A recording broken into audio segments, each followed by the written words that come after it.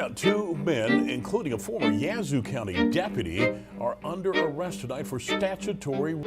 Former auxiliary deputy Jaquarius Carter and John Tavis Lang are now both out on bond. 3 News Side's Morgan Harris spoke with the Yazoo County Sheriff. She has more on this case.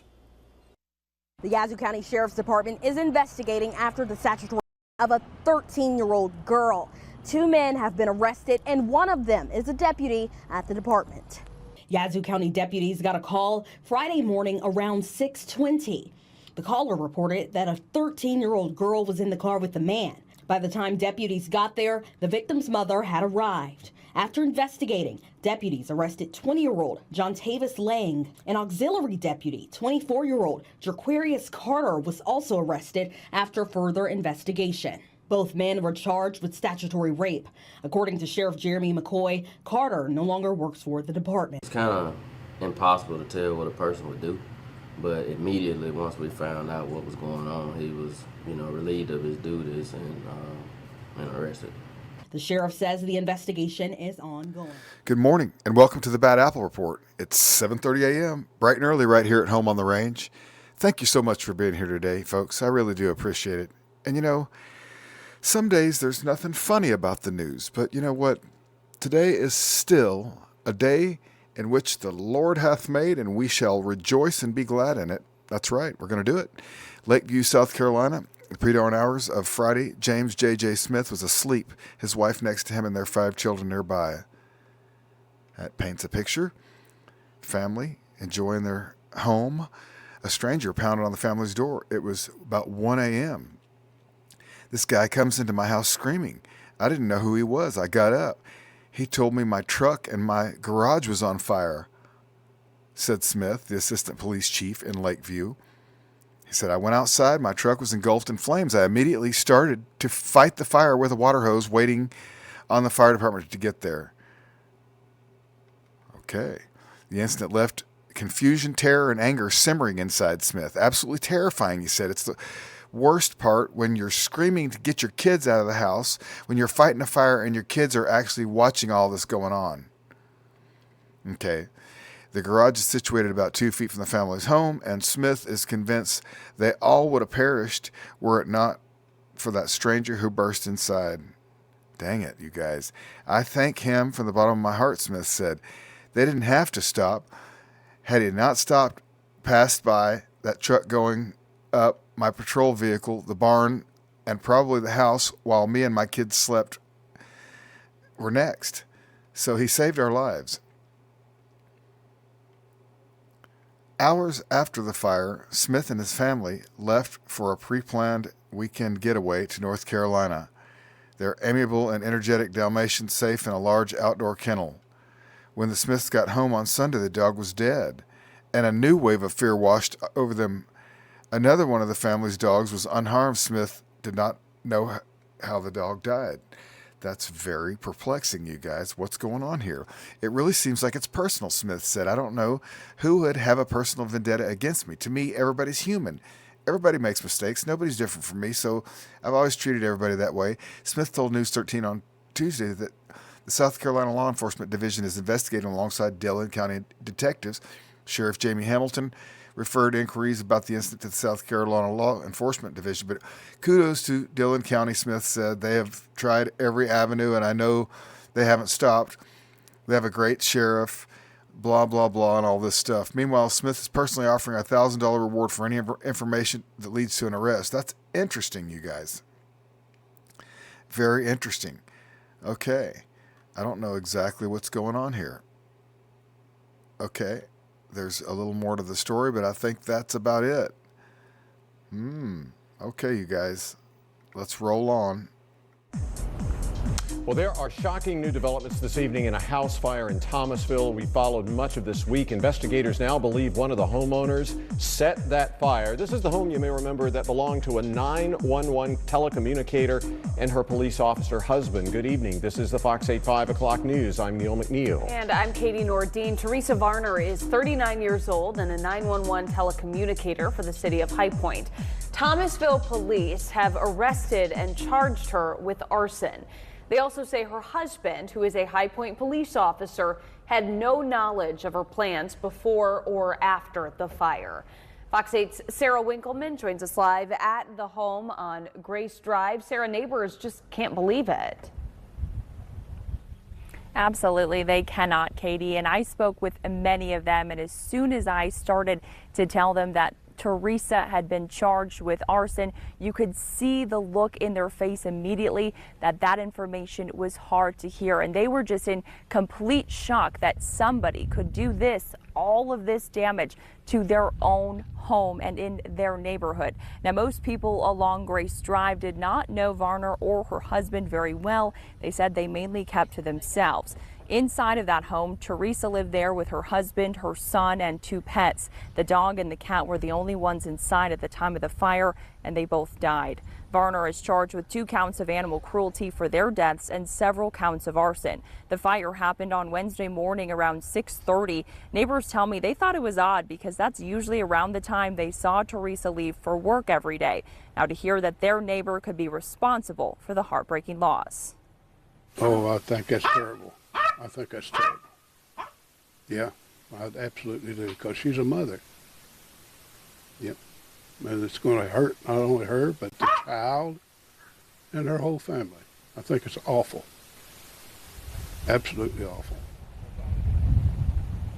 And Teresa worked as a 911 telecommunicator for 11 years for the city of High Point. Right now, she is being placed on paid administrative leave. She was in court for those charges just a couple hours ago and was given a secured bond of $8,000 by the judge. Now, of course, her husband is a High Point police officer, so the High Point Police Department started a gift card drive donation earlier this week. They posted a short time ago that they've now put a pause on those donations because the officers' immediate needs have been met. Live in Thomasville, Sarah Winkleman, Fox 8 News. Great, Sarah, thank you. Okay, I just have to ask, folks, what would you do if a cop tried to strip search you?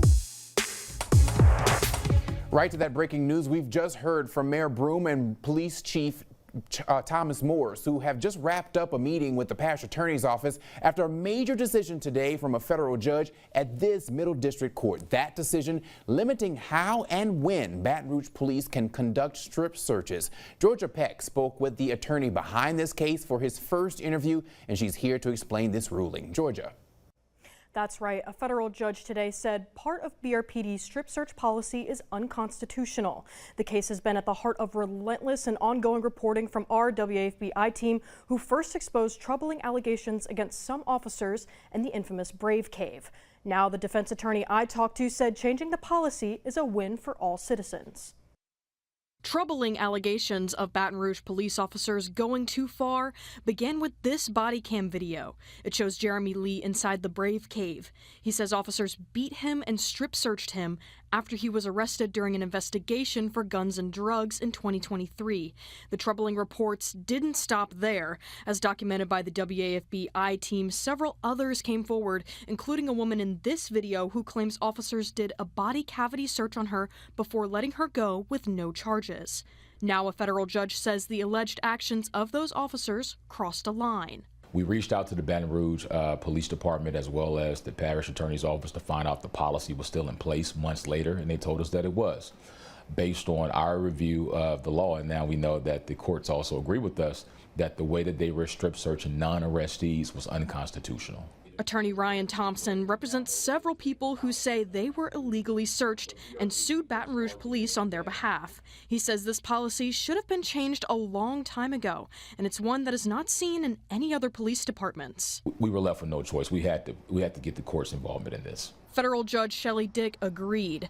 BRPD has tried to justify its policy, which allows officers to strip search someone if they have reasonable suspicion or just a little more than a hunch that they have guns or drugs on them. The judge ruled that BRPD has been ignoring clear guidelines from the Supreme Court that require probable cause for searches and limit how those searches can be performed. Probable cause requires actual evidence of a crime. Thompson says he believes the judge's ruling will protect all citizens. It prevents the Baton Rouge Police Department from going out conducting sexual humiliating strip searches. As the policy is written, they can stop you on something more than a mere hunch, something less than probable cause, put you in a car, shackle you, take you to a warehouse, strip search you, and perform visual body cavity searches of non-arrestees. However, he says there is more work to be done. It's somewhat vindicating, right? It can be isolating at times to be the lone dissenting voice. We came across this because we cared enough to hear a citizen's cries that says that I believe what happened to me was wrong. This is just the beginning. There are other claims that we have in our suit, our petition, but this is a victory for the everyday common person. Georgia Peck, WAFB 9 News. In the aftermath of yesterday's shooting, there are questions about how someone was able to get close enough to perpetrate this attack. I want to bring in former FBI Supervisory Special Agent Eric Miller. Eric, this suspect was within 400 feet of the podium, able to fire a weapon that grazed the president's ear and was fatal for another, critically injuring 2 more. How is all of that possible given the strict Secret Service protection that was there? And Eric, you know, this is being described as a security failure for obvious reasons. He's going down!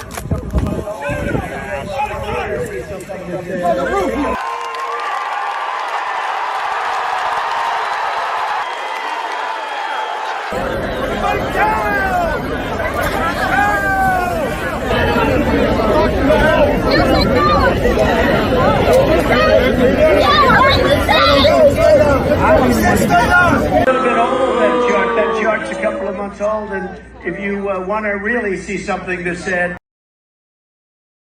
we noticed a guy crawling, bear crawling up the roof of the building beside us, 50 feet away from us. So we're standing there, and, we're pointing at the guy crawling up the roof. And he had a gun, right? He had a rifle. A rifle. We could clearly see him with a rifle. Absolutely. We're pointing at him. The police are down there running around on the ground. We're like, hey, man, there's a guy on the roof with a rifle. And the police are like, huh, what? Like they didn't know what was going on. We're like, hey, right here on the roof. We can see him from right here. We see him. He's crawling. And next thing you know, I'm thinking to myself, why is Trump still speaking? Why have they not pulled him off the stage? I'm standing there pointing at him for 2-3 minutes. Secret Service is looking at us from the top of the barn. I'm pointing at that roof, just standing there like this.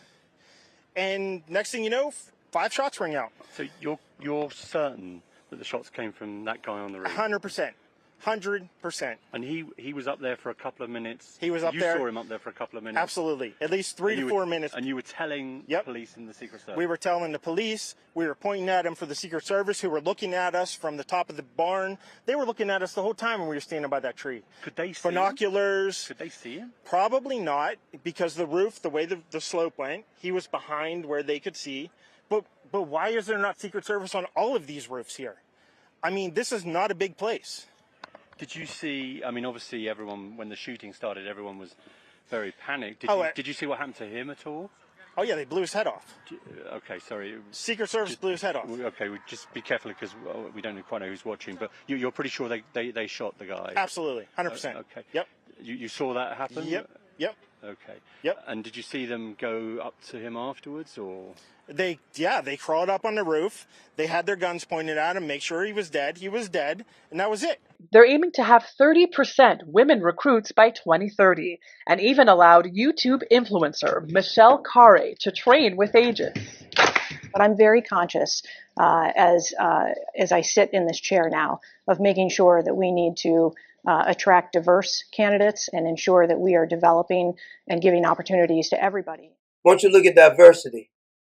She can't even holster her own damn gun. Look how scared she looks. She don't even know where she is. Look at this one. I'm going to put my gun over here. Wait a minute. It doesn't go over here. Maybe the other side it has to go. She can't even get her gun put up. She looks nervous as hell. Look at it again. Like, my God. This is diversity, though. We're hiring people based on gender, skin color, not the most qualified people, and people's lives are at risk. Large forehead, caveman, has the intelligence to do this without some kind of assistance or somebody allowing him, because he doesn't look very smart. This congenital cretin outsmarted the Secret Service. And what about sweeping the area? He was about 150 yards away. I thought they were supposed to sweep at least 1,000 yards away. In high school, I'd take him behind the gym and beat the hell out of him. I will go and take Trump out tonight. Just sit back on the sidelines and say, oh, well, don't worry, this will all work itself out. They're still going to have to go out and put a bullet in Donald Trump. If you want to really see something that's said, take a look at what happened. Now, it looks like to me that he's looking through the binoculars right here. If he's looking through the binoculars, that means he sees the guy. And the people had told him that there's somebody on top of the damn building. And I don't know. This particular clip seems to suggest that they're already looking down on the scope 42 seconds before the shot was actually fired. And to me, I don't understand. If anybody on top of that building and you guys are not communicating with him, take the damn shot. What are we waiting for? If you know the guy that you didn't place him on top of the building, there is no good reason that this guy is on top of the freaking building. Well, I think it's safe to say the Secret Service did a terrible job.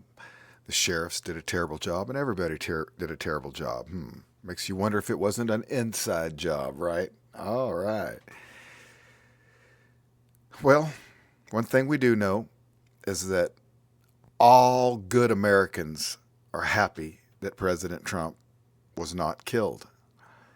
And only the worst people in the world would have wished death upon him or anyone. And that's a fact. So, on with the end of the show, where I say you guys are awesome, and I hope to see you all back here tomorrow morning, bright and early, 7:30 a.m.